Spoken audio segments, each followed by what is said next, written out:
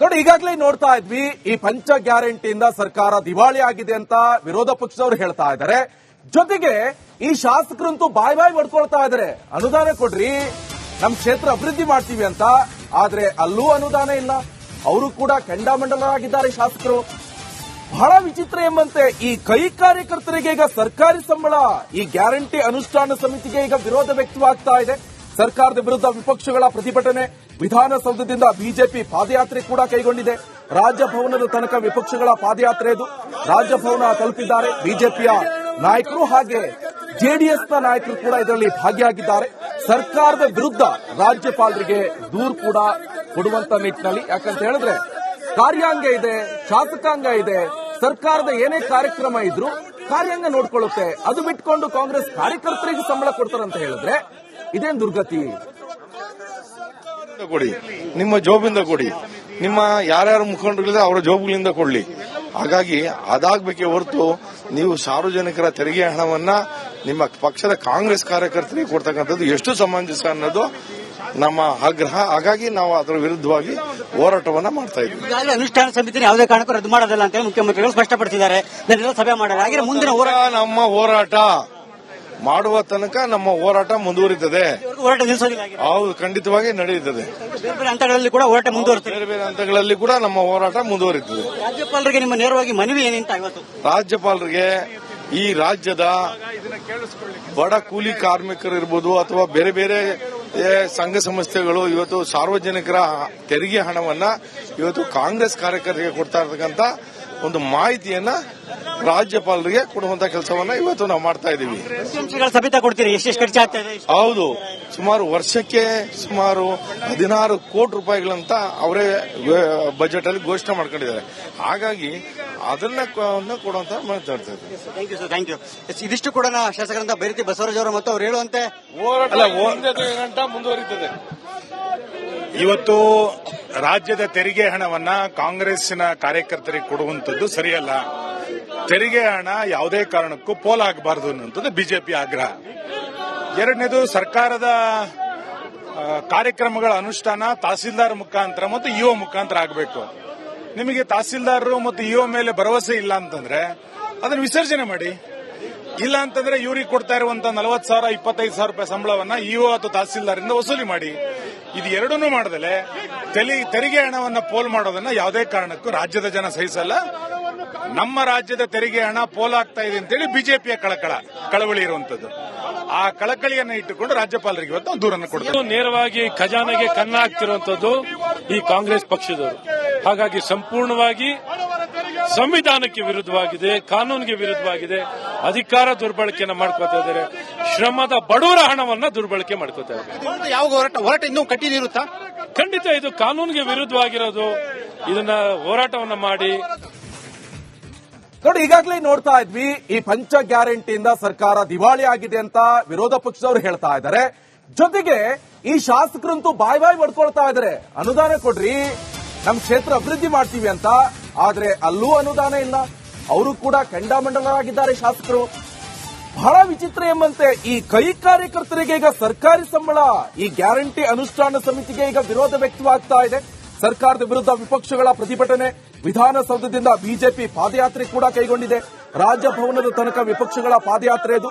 ರಾಜಭವನ ತಲುಪಿದ್ದಾರೆ ಬಿಜೆಪಿಯ ನಾಯಕರು, ಹಾಗೆ ಜೆಡಿಎಸ್ನ ನಾಯಕರು ಕೂಡ ಇದರಲ್ಲಿ ಭಾಗಿಯಾಗಿದ್ದಾರೆ. ಸರ್ಕಾರದ ವಿರುದ್ಧ ರಾಜ್ಯಪಾಲರಿಗೆ ದೂರು ಕೂಡ ಕೊಡುವಂತ ನಿಟ್ಟಿನಲ್ಲಿ. ಯಾಕಂತ ಹೇಳಿದ್ರೆ ಕಾರ್ಯಾಂಗ ಇದೆ, ಶಾಸಕಾಂಗ ಇದೆ.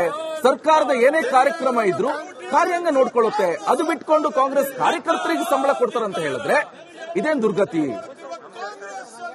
ಕೊಡಿ, ನಿಮ್ಮ ಜೋಬಿಂದ ಕೊಡಿ, ನಿಮ್ಮ ಯಾರ್ಯಾರು ಮುಖಂಡರಿಲ್ಲ ಅವರ ಜೋಬುಗಳಿಂದ ಕೊಡ್ಲಿ. ಹಾಗಾಗಿ ಅದಾಗಬೇಕೇ ಹೊರತು ನೀವು ಸಾರ್ವಜನಿಕರ ತೆರಿಗೆ ಹಣವನ್ನ ನಿಮ್ಮ ಪಕ್ಷದ ಕಾಂಗ್ರೆಸ್ ಕಾರ್ಯಕರ್ತರಿಗೆ ಕೊಡ್ತಕ್ಕಂಥದ್ದು ಎಷ್ಟು ಸಮಂಜಸ ಅನ್ನೋದು ನಮ್ಮ ಆಗ್ರಹ. ಹಾಗಾಗಿ ನಾವು ಅದರ ವಿರುದ್ಧವಾಗಿ ಹೋರಾಟವನ್ನ ಮಾಡ್ತಾ ಇದ್ದೀವಿ. ಈಗಾಗಲೇ ಅನುಷ್ಠಾನ ಸಮಿತಿನ ಯಾವುದೇ ಕಾರಣಕ್ಕೂ ರದ್ದು ಮಾಡೋದಿಲ್ಲ ಅಂತ ಮುಖ್ಯಮಂತ್ರಿಗಳು ಸ್ಪಷ್ಟಪಡಿಸಿದ್ದಾರೆ. ಸಭೆ ಮಾಡಲ್ಲ. ಹಾಗೆ ಮುಂದಿನ ನಮ್ಮ ಹೋರಾಟ ಮಾಡುವ ತನಕ ನಮ್ಮ ಹೋರಾಟ ಮುಂದುವರಿತದೆ. ಹೋರಾಟ ನಿಲ್ಲಿಸೋದಿಲ್ಲ. ಹೌದು, ಖಂಡಿತವಾಗಿ ನಡೆಯುತ್ತದೆ.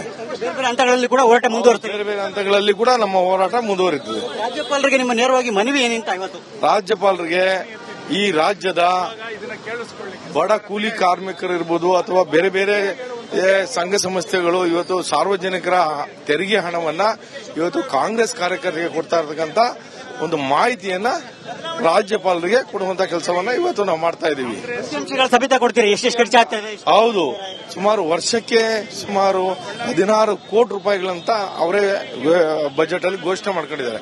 ಹಾಗಾಗಿ ಅದನ್ನ ಕೊಡುವಂತ ಮಾತಾಡ್ತಾ ಇದ್ದೀವಿ. Thank you sir, thank you. ಇದಿಷ್ಟು ಕೂಡ ಶಾಸಕರಿಂದ ಬೈರತಿ ಬಸವರಾಜ್ ಅವರು ಮತ್ತು ಅವ್ರು ಹೇಳುವಂತೆ ಗಂಟ ಮುಂದುವರಿತದೆ. ಇವತ್ತು ರಾಜ್ಯದ ತೆರಿಗೆ ಹಣವನ್ನ ಕಾಂಗ್ರೆಸ್ಸಿನ ಕಾರ್ಯಕರ್ತರಿಗೆ ಕೊಡುವಂತದ್ದು ಸರಿಯಲ್ಲ. ತೆರಿಗೆ ಹಣ ಯಾವುದೇ ಕಾರಣಕ್ಕೂ ಪೋಲಾಗಬಾರದು ಅನ್ನುವಂಥದ್ದು ಬಿಜೆಪಿ ಆಗ್ರಹ. ಎರಡನೇದು, ಸರ್ಕಾರದ ಕಾರ್ಯಕ್ರಮಗಳ ಅನುಷ್ಠಾನ ತಹಸೀಲ್ದಾರ್ ಮುಖಾಂತರ ಮತ್ತು ಇಒ ಮುಖಾಂತರ ಆಗಬೇಕು. ನಿಮಗೆ ತಹಸೀಲ್ದಾರರು ಮತ್ತು ಇಒ ಮೇಲೆ ಭರವಸೆ ಇಲ್ಲ ಅಂತಂದ್ರೆ ಅದನ್ನು ವಿಸರ್ಜನೆ ಮಾಡಿ. ಇಲ್ಲ ಅಂತಂದ್ರೆ ಇವ್ರಿಗೆ ಕೊಡ್ತಾ ಇರುವಂತಹ 40,000 25,000 ರೂಪಾಯಿ ಸಂಬಳವನ್ನ ಇಒ ಅಥವಾ ತಹಸೀಲ್ದಾರಿಂದ ವಸೂಲಿ ಮಾಡಿ. ಇದು ಎರಡನ್ನೂ ಮಾಡದಲೆ ತೆರಿಗೆ ಹಣವನ್ನ ಪೋಲ್ ಮಾಡೋದನ್ನ ಯಾವುದೇ ಕಾರಣಕ್ಕೂ ರಾಜ್ಯದ ಜನ ಸಹಿಸಲ್ಲ. ನಮ್ಮ ರಾಜ್ಯದ ತೆರಿಗೆ ಹಣ ಪೋಲಾಗ್ತಾ ಇದೆ ಅಂತೇಳಿ ಬಿಜೆಪಿಯ ಕಳವಳಿ ಇರುವಂತದ್ದು. ಆ ಕಳಕಳಿಯನ್ನ ಇಟ್ಟುಕೊಂಡು ರಾಜ್ಯಪಾಲರಿಗೆ ಇವತ್ತು ದೂರನ್ನು ಕೊಡ್ತಾರೆ. ನೇರವಾಗಿ ಖಜಾನೆಗೆ ಕನ್ನ ಹಾಕ್ತಿರುವಂತದ್ದು ಈ ಕಾಂಗ್ರೆಸ್ ಪಕ್ಷದವರು. ಹಾಗಾಗಿ ಸಂಪೂರ್ಣವಾಗಿ ಸಂವಿಧಾನಕ್ಕೆ ವಿರುದ್ಧವಾಗಿದೆ, ಕಾನೂನಿಗೆ ವಿರುದ್ಧವಾಗಿದೆ, ಅಧಿಕಾರ ದುರ್ಬಳಕೆಯನ್ನ ಮಾಡ್ಕೋತಾ ಇದ್ದಾರೆ, ಶ್ರಮದ ಬಡವರ ಹಣವನ್ನ ದುರ್ಬಳಕೆ ಮಾಡ್ಕೋತಾ ಇದ್ದಾರೆ. ಯಾವ ಹೋರಾಟ ಇನ್ನೂ ಕಟ್ಟಿದಿರುತ್ತಾ?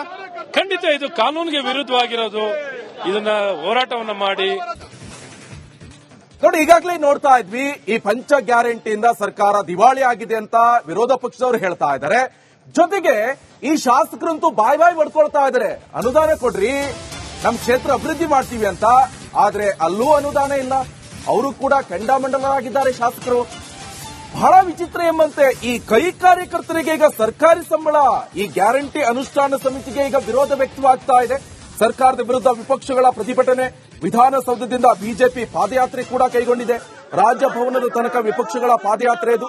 ರಾಜಭವನ ತಲುಪಿದ್ದಾರೆ ಬಿಜೆಪಿಯ ನಾಯಕರು, ಹಾಗೆ ಜೆಡಿಎಸ್ನ ನಾಯಕರು ಕೂಡ ಇದರಲ್ಲಿ ಭಾಗಿಯಾಗಿದ್ದಾರೆ. ಸರ್ಕಾರದ ವಿರುದ್ಧ ರಾಜ್ಯಪಾಲರಿಗೆ ದೂರು ಕೂಡ ಕೊಡುವಂತ ನಿಟ್ಟಿನಲ್ಲಿ. ಯಾಕಂತ ಹೇಳಿದ್ರೆ ಕಾರ್ಯಾಂಗ ಇದೆ, ಶಾಸಕಾಂಗ ಇದೆ. ಸರ್ಕಾರದ ಏನೇ ಕಾರ್ಯಕ್ರಮ ಇದ್ರೂ ಕಾರ್ಯಾಂಗ ನೋಡ್ಕೊಳ್ಳುತ್ತೆ. ಅದು ಬಿಟ್ಕೊಂಡು ಕಾಂಗ್ರೆಸ್ ಕಾರ್ಯಕರ್ತರಿಗೆ ಸಂಬಳ ಕೊಡ್ತಾರಂತ ಹೇಳಿದ್ರೆ ಇದೇನ್ ದುರ್ಗತಿ? ಕೊಡಿ, ನಿಮ್ಮ ಜೋಬಿಂದ ಕೊಡಿ, ನಿಮ್ಮ ಯಾರ್ಯಾರು ಮುಖಂಡರಿಲ್ಲ ಅವರ ಜೋಬುಗಳಿಂದ ಕೊಡ್ಲಿ. ಹಾಗಾಗಿ ಅದಾಗಬೇಕೇ ಹೊರತು ನೀವು ಸಾರ್ವಜನಿಕರ ತೆರಿಗೆ ಹಣವನ್ನ ನಿಮ್ಮ ಪಕ್ಷದ ಕಾಂಗ್ರೆಸ್ ಕಾರ್ಯಕರ್ತರಿಗೆ ಕೊಡ್ತಕ್ಕಂಥದ್ದು ಎಷ್ಟು ಸಮಂಜಸ ಅನ್ನೋದು ನಮ್ಮ ಆಗ್ರಹ. ಹಾಗಾಗಿ ನಾವು ಅದರ ವಿರುದ್ಧವಾಗಿ ಹೋರಾಟವನ್ನ ಮಾಡ್ತಾ ಇದ್ದೀವಿ. ಈಗಾಗಲೇ ಅನುಷ್ಠಾನ ಸಮಿತಿನ ಯಾವುದೇ ಕಾರಣಕ್ಕೂ ರದ್ದು ಮಾಡೋದಿಲ್ಲ ಅಂತ ಮುಖ್ಯಮಂತ್ರಿಗಳು ಸ್ಪಷ್ಟಪಡಿಸಿದ್ದಾರೆ. ಸಭೆ ಮಾಡಿದ್ದಾರೆ. ಹಾಗೆ ಮುಂದಿನ ನಮ್ಮ ಹೋರಾಟ ಮಾಡುವ ತನಕ ನಮ್ಮ ಹೋರಾಟ ಮುಂದುವರಿತದೆ. ಹೋರಾಟ ನಿಲ್ಲಿಸೋದಿಲ್ಲ. ಹೌದು, ಖಂಡಿತವಾಗಿ ನಡೆಯುತ್ತದೆ. ಬೇರೆ ಬೇರೆ ಹಂತಗಳಲ್ಲಿ ಕೂಡ ಹೋರಾಟ ಮುಂದುವರಿಯುತ್ತದೆ. ಬೇರೆ ಬೇರೆ ಹಂತಗಳಲ್ಲಿ ಕೂಡ ನಮ್ಮ ಹೋರಾಟ ಮುಂದುವರಿತದೆ. ರಾಜ್ಯಪಾಲರಿಗೆ ನಿಮ್ಮ ನೇರವಾಗಿ ಮನವಿ ಏನಿಂತ